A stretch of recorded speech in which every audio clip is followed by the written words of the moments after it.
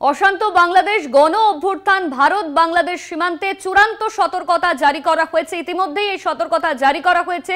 সীমান্তে অতিরিক্ত বাহিনীও মোতায়েন করা হয়েছে। বসিরহাটে ভারত বাংলাদেশ সীমান্তে কড়া নজরদারি জারি। ইতিমধ্যেই সেই ছবি আপনারা দেখতে পাচ্ছেন। বসিরহাটে ভারত বাংলাদেশ সীমান্তে কড়া নজরদারি, ভারত বাংলাদেশ সীমান্তে চূড়ান্ত বাহিনী মোতায়েন করা হয়েছে যাতে কোনো রকম কোনো অপ্রীতিকর ঘটনা ভারতে না ঘটে, তার জন্য ইতিমধ্যেই কড়া নজরদারি রাখা হয়েছে বিভিন্ন জায়গায়।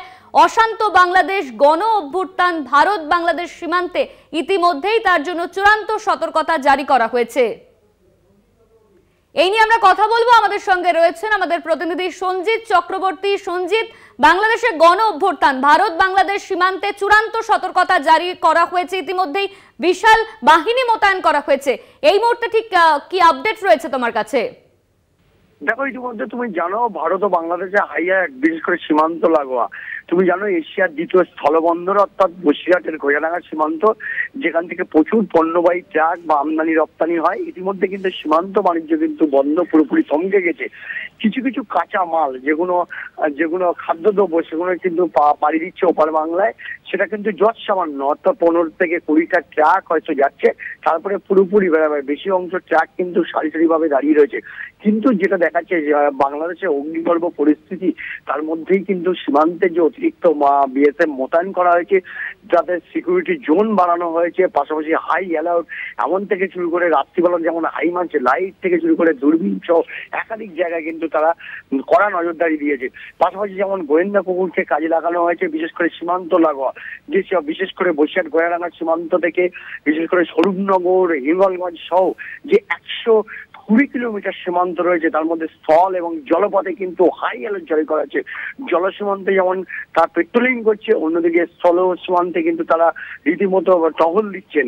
পাশাপাশি যেমন বিএসএফ এর সংখ্যা বাড়ানো হয়েছে, নিরাপত্তায় একটা কড়া বেষ্টনীর মধ্যে রাখা হয়েছে।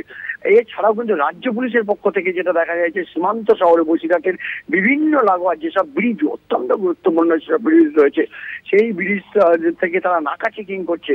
যেমন রাত্রিরে সেই ছবিটা দেখা গেল, দিনের বেলাও কিন্তু একই ছবি, চিত্রটা পাল্টায়নি। সব মিলে সময় যত যাচ্ছে বাংলাদেশের যে অগ্নিগর্ভ পরিস্থিতি, তার মধ্যে যে ইতিমধ্যে সীমান্ত সুরক্ষা নিয়ে যে কেন্দ্রীয় স্বরাষ্ট্র মন্ত্রক যে সক্রিয়তা অর্থাৎ সেরকম বাহিনী যেভাবে মোতায়েন করা হয়েছে, তাতে কিন্তু যথেষ্ট, অর্থাৎ বিএসএফ এর যে অতিরিক্ত বাহিনী মোতায়েন করা হয়েছে যথেষ্ট কড়া নজরদারি দিচ্ছে।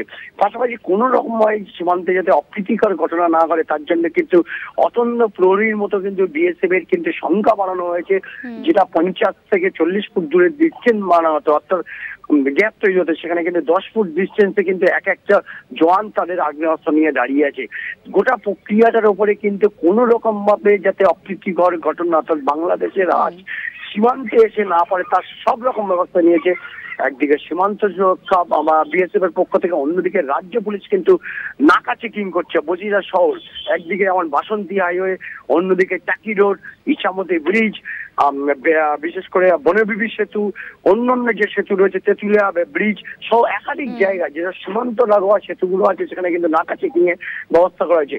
গোটা প্রক্রিয়াটার উপরে শহর থেকে শুরু করে সীমান্তে কিন্তু লাগাতার। একদমই সঞ্জিত, তুমি ঠিক যেমনটা জানালে, বাংলাদেশের আজ যাতে কোনোভাবেই এই সীমান্তে এসে না পড়ে সেই জন্য কড়া নিরাপত্তা ব্যবস্থা রাখা হয়েছে কেন্দ্রের স্বরাষ্ট্র মন্ত্রকের তরফে। বসিরহাটের ভোজাডাঙ্গার সীমান্তের সেই ছবি আপনাদের সামনে তুলে ধরছি। এখানেও কিন্তু কড়া নিরাপত্তা ব্যবস্থা রাখা হয়েছে যাতে কোনো রকম কোনো অপ্রীতিকর ঘটনা না ঘটে। বিএসএফ এর সংখ্যা বাড়ানো হয়েছে, বিশাল পুলিশ বাহিনী মোতায়েন করা হয়েছে, নাকা চেকিং চলছে ইতিমধ্যেই।